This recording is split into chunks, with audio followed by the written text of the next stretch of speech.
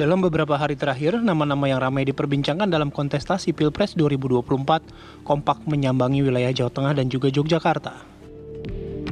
Dalam safari Ramadan di Jawa Tengah dan sekitarnya, Ketua Umum Partai Demokrat Agus Harimurti Yudhoyono menyempatkan mengikuti sholat subuh berjamaah di Masjid Gede Kauman di alun-alun Keraton Yogyakarta. AHY menyebutkan safari Ramadan yang dilakukannya bertujuan untuk membangun kepedulian sosial dan solidaritas di bulan suci Ramadan kali ini. Selain mengunjungi Masjid Gede Kauman, AHY juga mengunjungi sejumlah pondok pesantren di Yogyakarta dan Jawa Tengah serta berziarah ke makam Raja-Raja Demak. Sementara itu, Gubernur Jawa Barat Ridwan Kamil menyampaikan ceramah tarawih di Masjid Kampus UGM pada Selasa malam lalu. Ia memaparkan materi tentang perencanaan pembangunan nasional untuk Indonesia berkemajuan. Usai melaksanakan sholat tarawih, Ridwan Kamil menegaskan bahwa dirinya siap dipasangkan dengan siapapun dalam kontestasi Pilpres 2024 mendatang. Selain Ridwan Kamil, Gubernur Jawa Tengah Ganjar Pranowo juga turut diundang untuk mengisi khutbah tarawih di kampus UGM Yogyakarta. Ganjar mengisi khutbah dengan tema efektivitas dan efisiensi birokrasi di Indonesia. Di tengah acara, sejumlah mahasiswa membentangkan spanduk yang berisi solidaritas terhadap warga Wadas, Purworejo yang terdampak pembangunan bendungan. Ganjar menyebutkan aksi para mahasiswa tersebut merupakan dinamika dalam kehidupan berdemokrasi. Selain Ridwan Kamil dan Ganjar Pranowo, giliran Anies Baswedan yang mengisi khutbah tarawih di lokasi yang sama. Dalam kesempatan tersebut, Anies mengisi khutbah dengan tema menjadi manusia bernilai menyongsong Indonesia memimpin dunia 2045. Usai mengisi khutbah tarawih, Anies mendapatkan sambutan dari jemaah tarawih yang meneriakan presiden kepada dirinya. Menanggapi antusiasme jemaah, Anies menyebutkan ingin fokus terlebih dahulu mengurus Jakarta yang saat ini dipimpinnya. Tim TV One mengabarkan.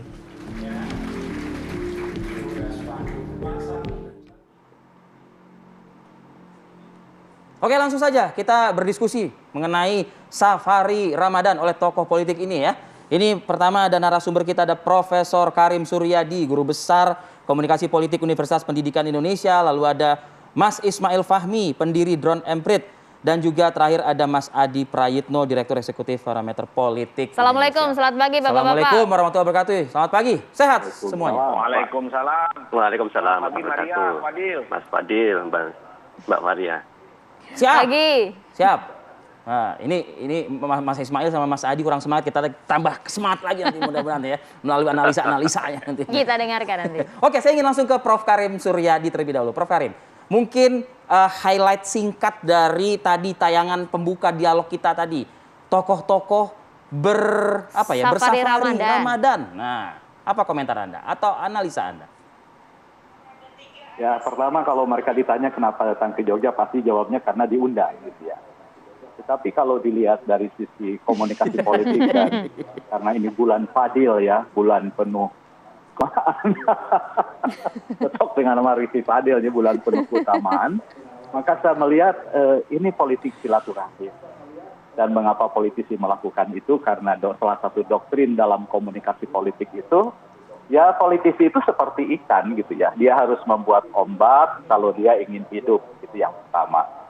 Yang kedua, lalu mengapa Masjid UGM mengundang banyak tokoh, ya tokoh yang sering disebut-sebut oleh Mas Adi sebagai yang potensial maju dalam calon presiden? Ya menurut saya ini kejelian mereka di satu sisi. Tetapi kalau dilihat dari sisi komunikasi politik misalnya, kita bisa melihat, membaca ini dari sisi ekonomi spasial yang kita bawa ke dalam ranah politik, di mana ketika hal-hal yang potensial, sebutlah toko, pabrik gitu ya, seperti halnya juga tokoh berkumpul di tempat yang sama, maka dia akan berbagi sumber daya, sehingga ekonomi politiknya menjadi ringan, dan dengan begitu, dalam konteks komunikasi politik, maka perhatian warga itu akan jauh lebih terfokus ketimbang ketika mereka datang ke tempat yang berbeda-beda. Itulah sebabnya misalnya kalau kita melihat di pojokan jalan, mengapa baliho itu berkumpul rame-rame gitu ya, sehingga kontes, apalagi ini bulan Ramadan.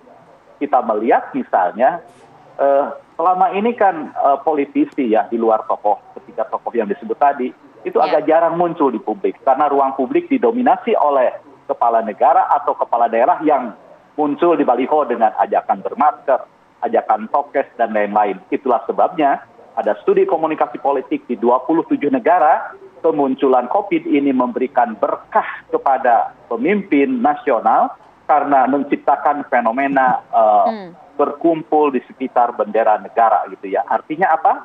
Artinya negara-negara yang tidak memiliki masalah politik sebelum COVID datang, kehadiran COVID membawa berkah karena menyatukan kekuatan termasuk kekuatan oposisi. Nah, datangnya Ramadan ini memberikan berkah kepada politisi karena mereka ramai-ramai mengucapkan selamat menjalankan ibadah saum sehingga bertebaran di mana-mana. Itu yang kedua. Yang ketiga, saya melihat motif masing-masing itu tergantung kepada tempat yang dituju. Saya tidak tahu persis apa yang dikunjungi oleh Anies, oleh Ganjar atau oleh AHY gitu ya. Tetapi kalau saya mengendus misalnya berita yang kunjung oleh Ridwan Kamil, sering datang ke Masjid UGM juga sholat subuh dan memberikan kuliah subuh di Masjid Joko Karian gitu ya. Dan ini kan sesuatu yang menarik karena menurut saya masjid ini sangat segmented, di mana dia punya peta pelayanan, pemberdayaan, jamaah terdata, kemudian terdata baik yang sudah haji, yang sudah kurban, yang sudah zakat, jamaah yang suka rajin datang ke masjid dan tidak.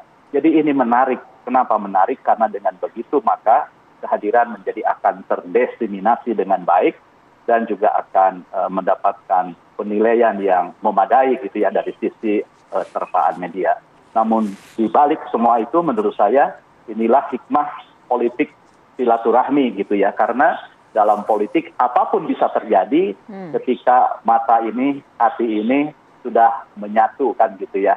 Mudah-mudahan saja gitu ya, mudah-mudahan saja dengan politik silaturahmi ini membawa pesan yang damai kepada semuanya, bahwa yang zuruna ummah bi aini rahmah. Jadi tataplah umat itu, tataplah rakyat itu dengan mata penuh kasih sayang, artinya dengan empati. Kita tidak sedang baik-baik saja gitu ya. Minyak goreng langka gitu ya, BBM juga sulit di mana-mana. Tataplah itu dengan mata penuh kasih sayang, sehingga muncul solusi yang empati dan bisa memberikan jawaban nyata, bukan malah disindir, diolok-olok, atau ditanggapi dengan penuh pencitraan atau gimmick. Begitu intinya politik silaturahmi. Oke. Nah itu dia Prof. Karim, yang kalimat terakhir ya, jangan kemudian dibumbui dengan kalimat-kalimat pencitraan. Nah karena kalau kita lihat di media sosial ini, respon dari Safari Ramadan beberapa tokoh politik ini macam-macam. Iya, ada yang kemudian bukan mendukung, substansi dari bukan substansi, tapi justru kemana-mana gitu loh. Kalau ngomongin soal medsos langsung saja lah, Mas ke guru Ismail. besarnya, guru besar medsosnya ya. Guru besar medsos, Mas Ismail. Ya, gimana? Jadi benar sekali disampaikan Prof. Karim tadi ya. Ini karena di satu tempat, jadinya tim suksesnya juga ikut membantu, menyiapkan diri. Dan juga publik pun juga sudah berantisipasi. Ya. Boleh mungkin saya ini pertama kali saya share screen itu di televisi ya. Ini saya buat analisis tadi malam. Ini tentang bagaimana sih respon publik terhadap 3 tokoh. Tadi kan disampaikan ada 4 ya, AHY, tapi karena tempatnya itu tidak di UGM, jadi saya nggak bandingkan. Karena ini menarik untuk dibandingkan gitu ya. Jadi ketika RK itu kan tanggal 5 ya, kemudian Ganjar itu tanggal 6, Anies itu tanggal 7. Ya. Kemudian saya ambil data dari tanggal 5 sampai tanggal 8. Bagaimana share of voice, bagaimana publik bercakap. Ternyata sama. Jadi volume itu dalam periode 3 hari, 4 hari ini sama semua. 33% lah sharingnya. Jadi ini kata kunci yang saya pakai. Kemudian yang menarik itu di sini. Jadi ketika kita lihat trennya, bagaimana impact kehadiran mereka terhadap percakapan publik dan juga pemberitaan. Nanti kita lihat dari 2 itu. Biasanya ketika kita menganalisis impact-nya seperti apa sih, kita bandingkan 2. Ketika di media sosial itu kan bisa jadi pendukung dia atau mungkin yang kontra ikut mengangkat. Kemudian kalau dilihat dari media online, pemberitaan, itu biasanya jurnalis, mereka memilih angle-angle yang sifatnya faktual di lapangan. Oke.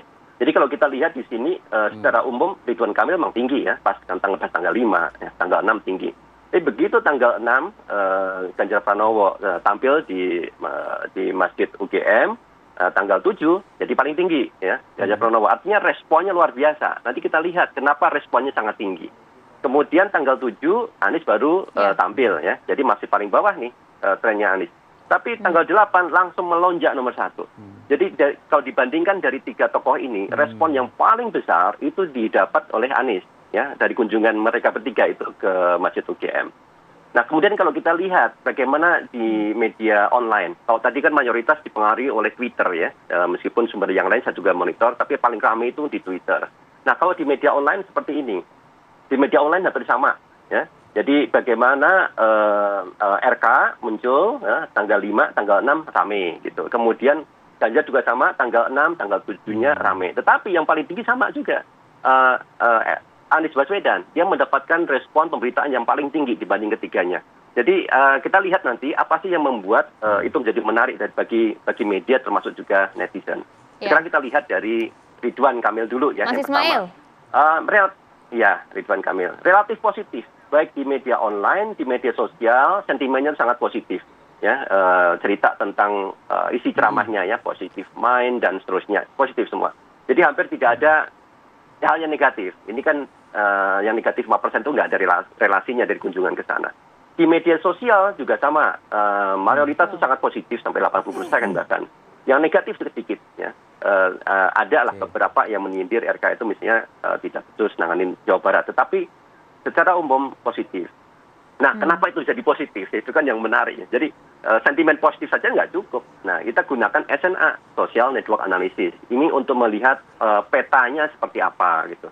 Ternyata di dalam percakapan selama 3-4 hari itu hanya ada 2 klaster, tapi 2 klaster ini adalah dari pendukung RK semuanya. Jadi mereka berbicara tentang RK. Jadi kalau tidak ada orang lain yang berbicara tentang RK, ya mungkin percakapan nggak ada. Ini cuma ada satu di luar itu, malah diri saya sendiri. Kemarin saya iseng-iseng aja itu. Ada nggak exit poll? Kemudian saya mention Ridwan Kamil. Ternyata selain saya nggak ada lagi yang bicara itu. Jadi ini menarik. Kenapa RK kok kemudian tidak dikritik, tidak diserang di media sosial ya? Jadi dibiarkan saja lah gitu. Nah kemudian dari sini, makanya di sini amplifikasi dari kluster RK. Berarti kalau di sini kan berarti dari pendukung RK sendiri ya, tentang isi ceramahnya dan seterusnya pasti kan yang positif-positif saja. Nah sekarang kita lihat dari Ganjar Pranowo. Ganjar Pranowo hampir ini banyak negatif. Negatifnya kalau di pemberitaan sedikit, ini menariknya. Pemberitaan sedikit, yang positifnya di sini cukup banyak. Nah ini menarik. Padahal kalau dilihat tadi kan ada isu soal wadas dan lain-lain ya. Nah, di media sosial juga sama, positifnya sangat tinggi. Ya. Kenapa kalau padahal banyak serangan tentang wadas, tapi positifnya masih tinggi juga. Negatifnya sedikit lebih tinggi daripada di media online. Nah, sekarang kita lihat di sini. Dari peta SNA, ini kan kelihatan dukungannya. Dukungan sangat besar dari pendukung Ganjar. Ya? Nanti artinya mereka berhasil. Mereka berhasil membangun percakapan meskipun kondisi negatif itu, tapi percakapannya jadi positif. Dan serangan-serangan kayak gini yang kontra Ganjar ini banyak kaitannya terkait dengan wadas ya. Dan tadi kan kita lihat dari insert di video itu kan banyak tentang wadasnya gitu.